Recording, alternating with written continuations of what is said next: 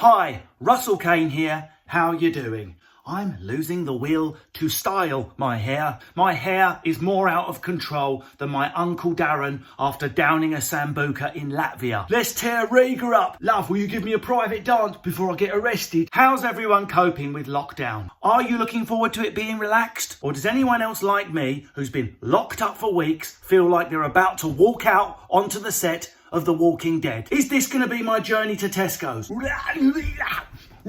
Just walk slowly. If one of the COVID zombies see you, they will attack. Couples on lockdown. How are you coping with your love lives? Has anyone got more horny? Less horny?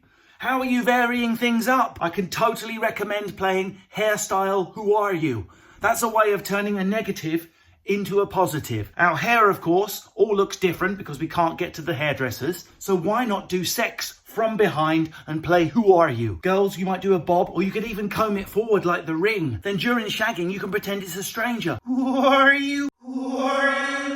Who are you, stranger? Same with you, gentlemen. Gentlemen, sweep it back, make it grey, do whatever it takes to vary it up. And for those of you isolated alone, how are you varying up your love life? A few tips. Numb the arm before going. Just lay on it for 30 seconds. Gentlemen, you might like to paint the nails slightly. Maybe even put a tight on one leg. Who are you, stranger? I can totally recommend something me and Lindsay have been doing to keep things fresh. A reverse date night. We all know what a date night is. A date night is, if you've got kids, give them to a nana, give them to a babysitter, you get done up all nice, you go to a restaurant, pretend like you've just met, bring back the magic, get drunk, have some food, go home, make love. What is a reverse date night? A reverse date night is where you pick one night of the week, make it a Saturday, where you stay the fuck out of each other's way. Nothing at all. From midday, opposite ends, no text, no WhatsApp, no passing each other in the kitchen. If you're thinking, but Russell, how is that practical? How would I get to the bathroom and back? We might bump into each other. Simple. Take a bucket into whatever room you're using, shit in it. Have another bucket for food. Do not fucking look at each other for 24 hours. The next day, you actually don't want to shout fuck off in each other's faces. Reverse date night, problem solved.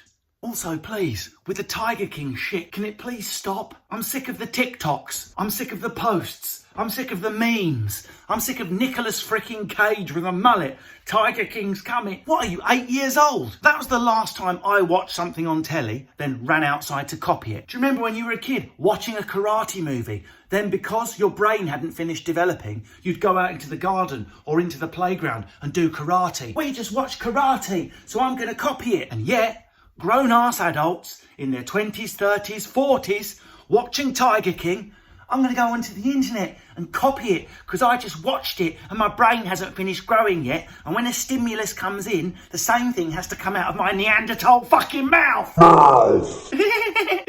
Tiger King, I watch it. I say it afterwards, I watch it. I watch it, I say it afterwards, watch it, say it.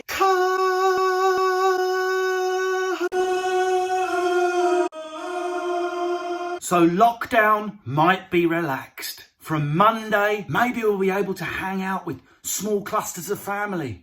We might be allowed to sunbathe or go to the park.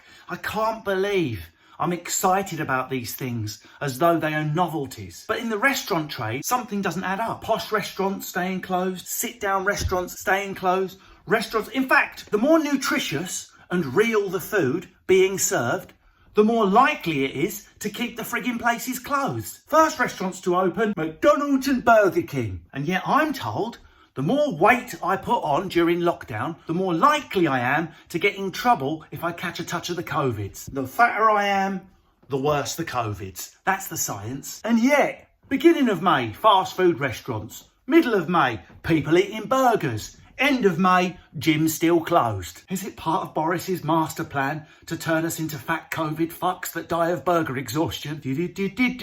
I'm loving COVIDs. One last little point, dear to my heart. Thank you to anyone who's helped out with any food bank charities, food parcels, done anything to help people who might be in need at this unbelievably difficult time when people are locked down and a lot of people are economically challenged. But here's a plea from most of us.